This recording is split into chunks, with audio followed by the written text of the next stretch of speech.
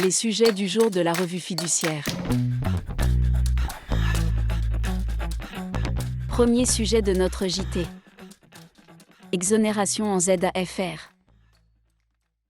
Les entreprises nouvelles soumises à un régime réel d'imposition et implantées dans une zone d'aide à finalité régionale, ZAFR, peuvent, à certaines conditions, bénéficier d'une exonération d'impôt sur les bénéfices.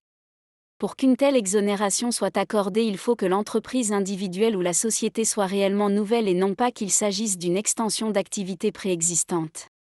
Les juges ont ainsi estimé qu'une SARL exploitant un restaurant sous l'enseigne d'une chaîne de pizzeria n'était pas éligible à une telle exonération dès lors que le contrat de franchise prévoyait notamment la maîtrise du marketing par le franchiseur et imposait des contraintes sur les locaux ou les logiciels utilisés.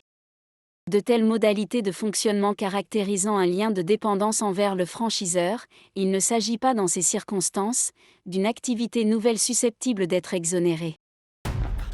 Deuxième sujet de notre JT. Décret relatif à l'information des salariés sur la relation de travail. La loi d'adaptation au droit de l'Union européenne du 9 mars 2023 a intégré dans le Code du travail des mesures issues de 2 directives européennes, dont l'une relative à des conditions de travail transparentes et prévisibles dans l'Union européenne.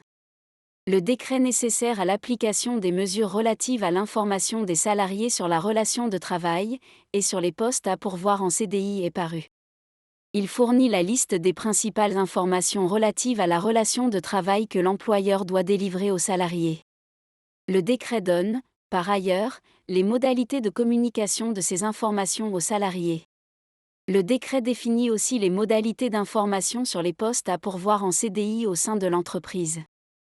Ainsi, le salarié en CDD, ou le salarié temporaire, doit formuler sa demande par tout moyen donnant date certaine à sa réception.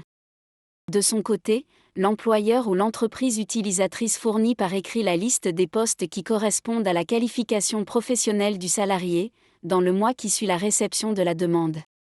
L'employeur ou l'entreprise utilisatrice est dispensé de répondre lorsque le salarié a déjà formulé 2 demandes dans l'année civile en cours.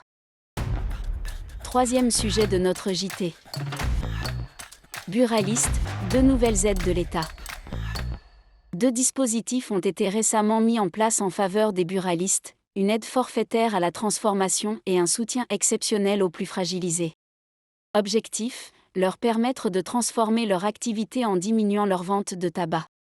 L'aide à la transformation bénéficiera au débit de tabac permanent, dont le chiffre d'affaires tabac de l'année précédente est compris entre 50 000 et 400 000 euros, ainsi qu'au débit de tabac saisonnier, dont le chiffre d'affaires tabac de l'année précédente est compris entre 50 000 et 200 000 euros. Son montant s'élèvera à 2 500 euros pour les débits de tabac permanents, 1 500 euros pour les saisonniers, et 5 000 euros pour les débits situés dans une commune de moins de 5 000 habitants, ou une zone de revitalisation rurale.